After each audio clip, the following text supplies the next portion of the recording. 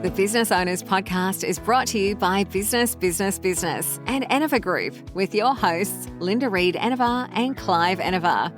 In each episode, we talk to other business owners about their experiences, challenges, and successes. We'll also share tips and advice on how to grow your business and achieve your goals. If you're a business owner or you're thinking about starting a business, then the Business Owners Podcast is for you. Welcome to the Business Owners Podcast. My name is Linda Reed-Enever, and along with Clive Enever, I am your host for this podcast. Now, in this episode, we are meeting Abigail Gatling, and she's a seasoned communication strategist and the founder of Chris Communications, an agency that provides expert marketing and communication solutions. And as a marketer myself, I love having a chat with a marketer. So let's dive right in. I'm excited to be on the podcast is because through my business, I have managed to find my passion. I have been able to be so much happier in my life. I would like to help people by sharing my story of how I started my business, my steps to doing that, how I've made it successful. We are over 4 years old and I have a team of 4 now. Just share my experience along the way, because if there are other people who feel like they are a little bit stuck and where I was in a career that was good but just not fulfilling me, it's never too late to pivot, change direction, and start your own business and start living the life that you want. We like to start the Business Owners Podcast with a few key questions that allow us to get to know you and your business journey. Is it coffee, tea, or something else? Are you an early bird or a night owl? Or can you do a little bit of both? What book are you currently reading and why can't you put it down? And what is one word to describe your journey so far? Oh, these are some really great questions. Thank you for asking. Coffee or tea? I am definitely a tea person. I come from a British and Irish family, and I think on average I probably drink about 12 cups of tea a day. Don't tell my dentist because they keep telling me to cut down. But yes, I will always drink tea, but I do love to sneak in a coffee every now and then.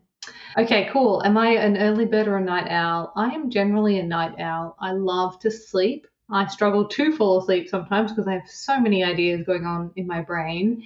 But once I get to sleep, I want to stay sleeping. So I can never be an early bird. Now, the book that I'm currently reading, I like to get all of my books secondhand from the thrift shop. I like to treat it as a lucky dip. And pretty much I exclusively only read autobiographies and biographies because I love being a little fly on the wall and learning about people's journeys. So my latest book that I'm reading is by Mindy Kaling, who is the writer and actor, and it's her book, Why Not Me? And while I'm reading it, I can't help but read it in her voice in my head. I feel like she's narrating it to me while I'm reading it. And one word to describe my journey so far, I'm taking this as my journey in business. I think exciting is the word because I still can't get over the thrill that this is all my business and I have 100% autonomy and control over the direction that I take it in. And that is such an exciting idea for me after working in some pretty big companies and in the government and in the university system where they are just these huge machines and you have very little impact and so many rules and regulations keeping you on track. So I'm still pinching myself that I'm able to run my own business, even though it's been, over 4 years. Abigail, you've hit the nail on the head there. I completely understand it, what it's like to leave that big corporate world where you're no longer part of the machine and run your own business. It is a pinch yourself moment. And I must admit, after 15 years, I still do the same occasionally. I'm so grateful for the people that I get to work with and the people that we get to communicate, and also being at the start of the brands. I do love that. Now it's time for us to hear a little bit about your journeys. How did you get started in your profession or your field? Was it something that you first started in? Was it something that maybe you fell into? How did you get started? Tell us a little bit behind that story. So I shared a little bit about my journey before, but how did I get to actually starting my own marketing business. I had a kind of a funny career path. I always thought I was a creative person and did art throughout high school until I got to my final year and my teacher changed suddenly and I received the very first fail mark of my life. And so I went from having such an insane passion for art and creativity to being scarred by this, and I shut it out of my life completely.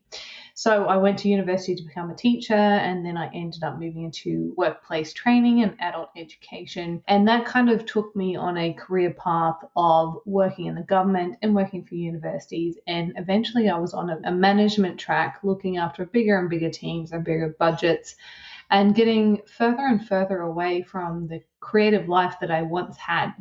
And then I just realized that after a couple of years, I was so extremely stressed by my work and I had lost my passion for it. And I wasn't refilling my cup in any way. I was just working hard and I had a very busy life. And I had put all this pressure on myself just to keep going up and up in the corporate ladder. After some reflection, I realized that what was missing was that creativity that I had squashed out of myself after I received that fail mark in high school. Noting this, I actually started trying to find opportunities to get my creative fix. I started freelancing at nighttime and at weekends. I taught myself graphic design. And then after a while, I realized I was actually far more enjoying what I was doing at nighttime and on weekends than I was during my working day. And I realized something has got to change.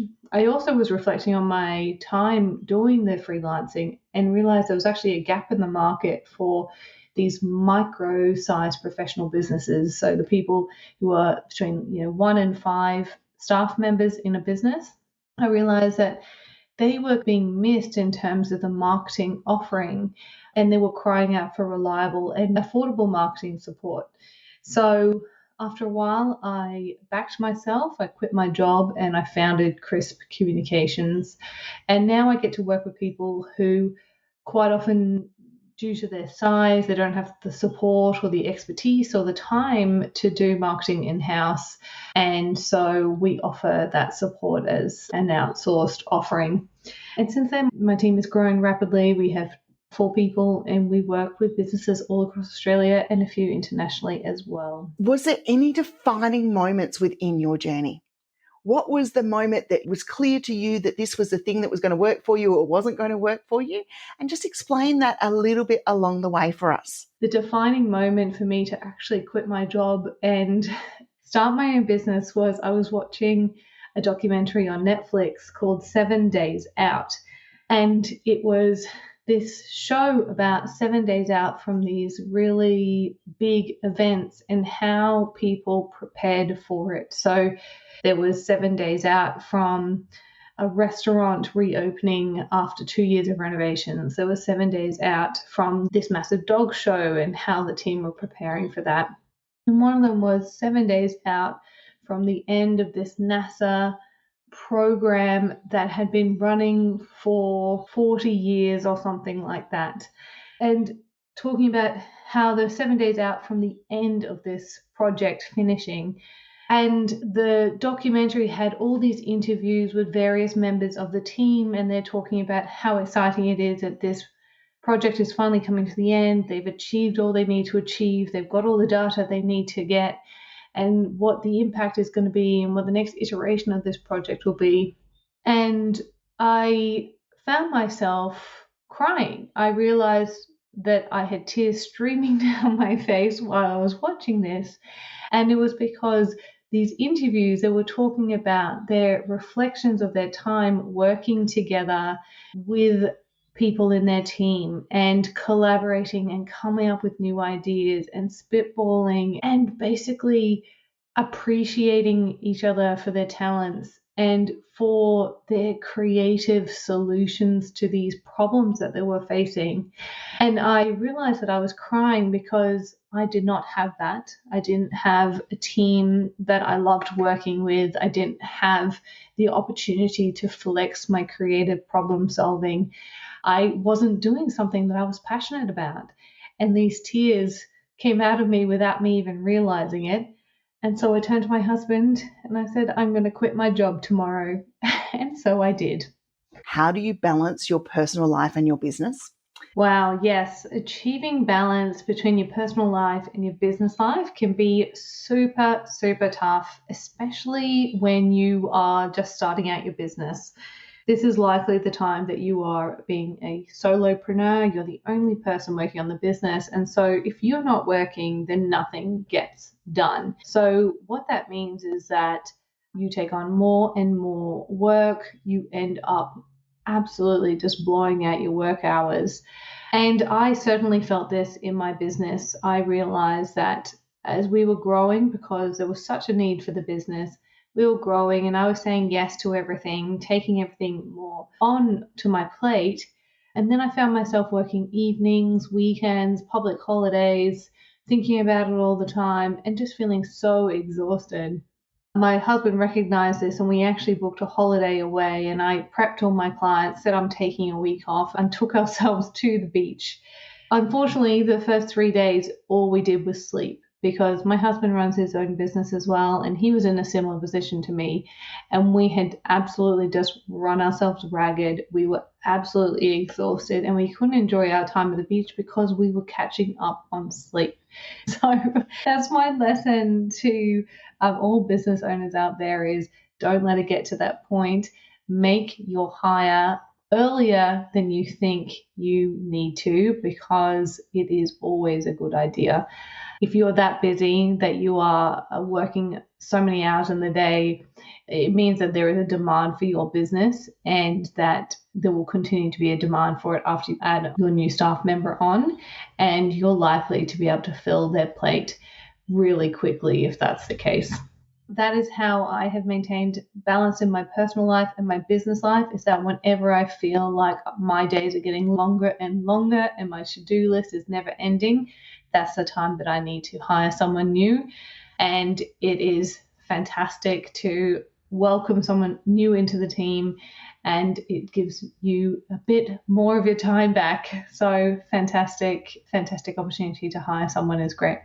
So a challenge that I have faced in my business, again, relating back to hiring people, is that two challenges. One, you love it so much and it's been your personal project for so long. It's so hard to let go and pass it on to someone else, but you need to do it. And two, when you let it go and you invite others into your team to support you, how do you manage the consistency and how do you manage it to continue to be the same standard as what you have been offering? The way I have done that is I allow people to shadow me in my work so they can see the way that I do it, ask me questions. I certainly don't think that I do it the best way. I always open and invite feedback from my team. And it's a really great way for them to learn to see how it's done and then put their own stamp on it. Now, because we are pretty much all remote, the way we do that is through Zoom calls. I do a lot of screen recording when I take people through processes. I show them exactly what I'm doing on my screen, supplemented with process documents as well. So then they can follow along as they're doing it the first time and they can refer back to it time and time again. Since then, also having peer reviewing in my team also helps with the consistency and the standards, because once you train one person, then they know what to look for and they know what's expected and they can help you build a bit of consistency with the rest of the people in the team. I know it's scary to hire someone financially. It's also scary to hire someone from letting go, releasing, but it's always worth it if you do it at the right time and you do it in a strategic way. Good delegation is absolutely key when it comes to business and growth. And it is scary financially, as you said, to hire someone. But doing things like the screencasting that you've just spoken about is highly valuable, not only to the person we're onboarding, but to us as a business owner having our processes and procedures. And for the listeners who know me, they know I love my processes and procedures here. The future of business is always changing. So it's an important question that we ask you in the Business Owners podcast about the future of your industry. So how do you want to shape the future and the profession of your field? Are there any dream projects or collaborations that you wish to pursue within your field? And what advice would you give to someone else starting out in this domain? Because they are the future of our industries. And it's important as business owners, we encourage and we support them along the journey. It might be the teacher in me, but I am so passionate about helping the next generation of creatives make it in this world, especially making it as a business owner in this world, because there's so long been this association that if you're a creative, you're going to be this starving artist and you'll never make money out of it. But you have talents and you have skills and you have so much to offer. And if you can leverage that and use that to make your living, then you are just going to live the absolute best life, doing what you love and also being able to earn a crust. I'm really passionate about this, and I actually do a couple of different things in my business to help support this. I am a mentor for university students. We also take on interns and guide them for a few weeks in our team so they can see how it happens. I also hope that through my podcast, I'm opening opportunities and expanding people's minds about creativity and what creative roles and creative careers look like. My goal is to help people launch their own creative careers and actually be successful. And it's certainly because I went on this track of not being creative in my career, and I thought maybe I was too old or I was too high in the pay bracket for me to be able to take that chance and bet on myself and start again from the bottom. And it never is too late. You can do it and you can be successful. You're not going to be behind the 8 ball forever. So that's what I'm passionate about. My dream projects or collaborations in the future. Again, I just want to keep going on this sharing my story kind of path. I have a dream to write a book about my experience. At some point in the future, I feel like I love autobiographies and biographies so much. It would be such a shame to not write my own to share with my future family and the next generation of creatives coming out. And my advice for someone who's just starting out and wanting to launch a creative career is that it's never too late. If you are not quite ready to make the jump, there are always ways to have things going on the side that can help you feel more prepared. So, for example, when I was working full-time, I did do some freelancing on the side. I did internships over the weekends. I really practiced and learned and soaked up everything from the people around me. So then when I was ready to make that jump, I felt fully prepared. So look for opportunities in your immediate circle. If there's nothing there, look a little further. There's great communities online. If you're still at university, then there's internships and mentoring programs. There's always something out there for you to be able to access. Abigail, it's powerful to see that you are giving back to the future, and through the mentoring that you're doing in university and all of those opportunities out there. There is something really special about being teachers and being able to help others navigate their way, not only within the industry, but also on how to do things, not just in the industry, but also on how to do things within their own business. I would like to thank you, Abigail, for joining us. Where can our listeners of the Business Owners Podcast find you? If you would like to get in touch, then please feel free to get in touch with me via my website, www.crispcoms.co. That's CRISPCOMS.co. And reach out. You can have a little bit of a sticky beak about the things that we have on offer. And there's an opportunity for you to book in a time with me and just have a chat. Really looking forward to hearing from you. Thank you once again, Abigail, for joining us for the Business Owners Podcast. If you've enjoyed Abigail's story, make sure that you connect with her and you subscribe for more stories and tips in the Business Owners Podcast, just like these. We have an amazing lineup of episodes still coming your way. Thanks for listening to the Business Owners Podcast. We encourage you to connect with us on social media and join our community of business owners at businessbusinessbusiness.com.au. I don't know about you, but when I'm using AI for my business, I don't need it to tell me what to do. I know what I want. I just need help making it happen. With Wix, I finally have an AI tool that gets things done the way I want. I just have to describe the type of website I need, and it's ready. I can even ask it to manage my inventory, plan my next marketing campaign, or help out my customers. Wix gives me AI wherever I need it. Try it out at Wix.com.